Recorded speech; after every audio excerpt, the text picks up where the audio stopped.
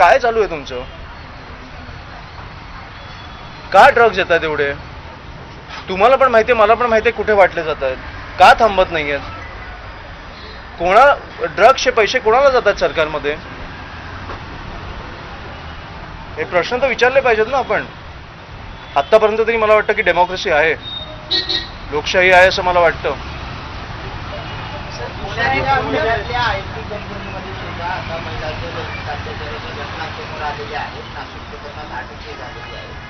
पुण्यात आहात, पुण्यात एवढी मोठी आयटी इंडस्ट्री आहे, जगभरातून लोक येतात, त्यांचे ऑडिट होणं गरजेचं आहे का? कारण हिंजवडी पार्क सारखे असे आयटी हब आहे. 100%. हे काय बोलायची गोष्ट आहे का? तुम्हाला माहित नाही तुमच्या कंपनीत कोण काम करतंय?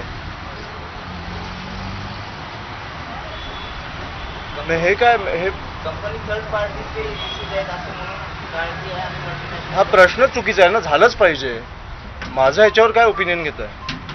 तुमची पक्षाची भूमिका म्हणून काही पक्षाची भूमिका नाही आहे. मी माणूस म्हणून बोलतो तुमच्याशी. दरवेळेला बोलतो तेव्हा मी नेता म्हणून बोलत नाही. मी दरवेळेला तुमच्याशी बोलताना माणूस म्हणून बोलतो. आणि मला वाटतं की शहरं कुठेतरी कोलॅप्स होत आहेत आपल्यासमोर. तुम्ही या शहरांमध्ये राहता, मला वाटतं की तुमच्या समोर तुम्ही जिकडे वाढलाय ते शहरं कोलॅप्स होत आहेत तुमच्या समोर आणि तुम्हाला काय पडलीच नाहीये. तुम्ही आजचा विषय घेता, 10 दिवसांनी विसरून जाता.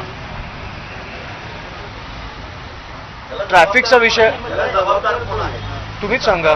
तुम्ही इकडे बसा आणि तुम्हीच सांगा.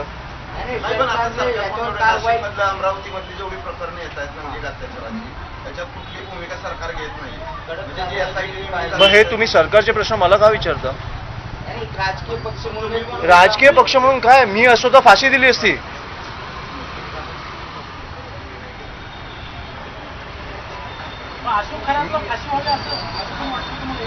अशा प्रकारे कोणी फसवलं, एक एक्झाम्पल सेट करा.